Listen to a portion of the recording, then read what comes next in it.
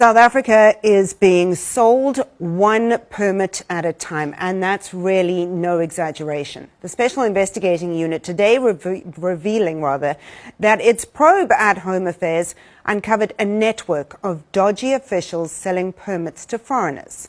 Exhibit A, self-proclaimed prophet, Malawian national Shepard Bushiri, the very man who fled the country to escape rape charges.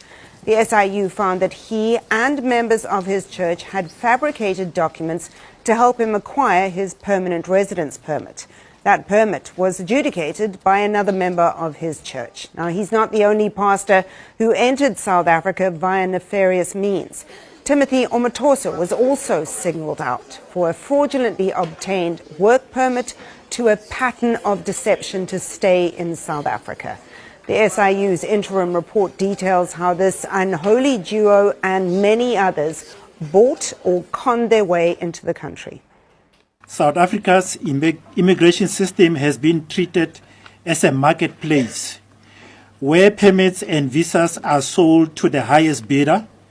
Officials entrusted with safeguarding the integrity of the Department of Home Affairs, instead of turning their position into a profit-making scheme, while external actors, including Prophet Shepard Bushiri, Mr. Mpofu, and a Nigerian rapper, which is Prince Obioma, exploited influence, fabricated documentation, and manipulated systems weaknesses to secure permanent residence.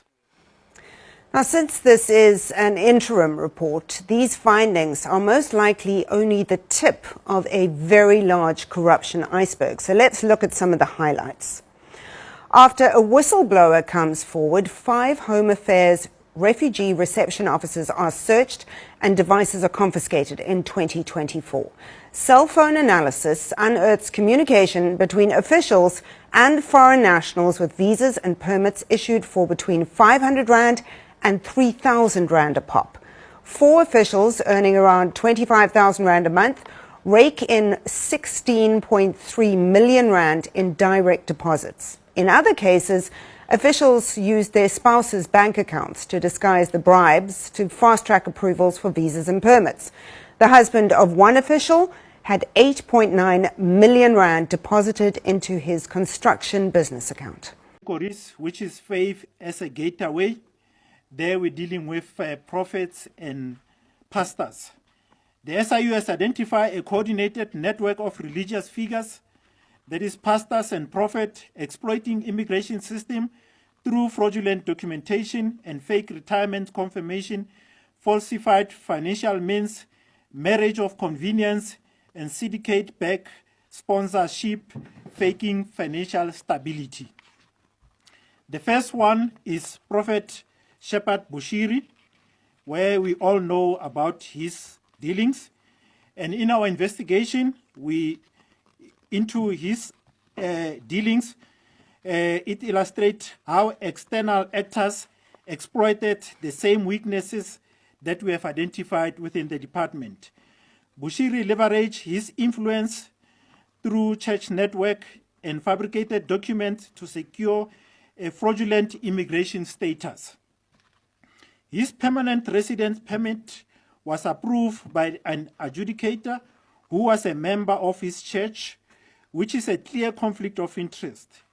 Bushiri's application was supported by a fraudulent letter of financial independence signed by a chartered accountant who admitted was paid merely for his signature.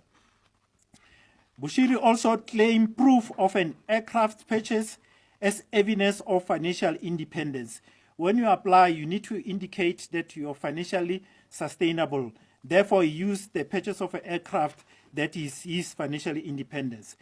An investigation revealed that $1.2 in cash was paid from his non-profit company at Lanseria Airport. This raised serious concern about money laundering and misuse of religious donation. Church member played a central role in facilitating fraudulent application. Associated drafted and submitted documentation while donations were rerouted into personal account under the guise of tithe or seed transaction. Transaction linked to his ministry account to private companies with payment disguised as crossover T-shirts. The SIU found that Bushiri held directorship in 14 companies and owned multiple properties in Pretoria, and our investigator found that religious donations were converted into a brick, mortar, and corporate shares, highlighting how faith-based contributions were laundered into personal wealth.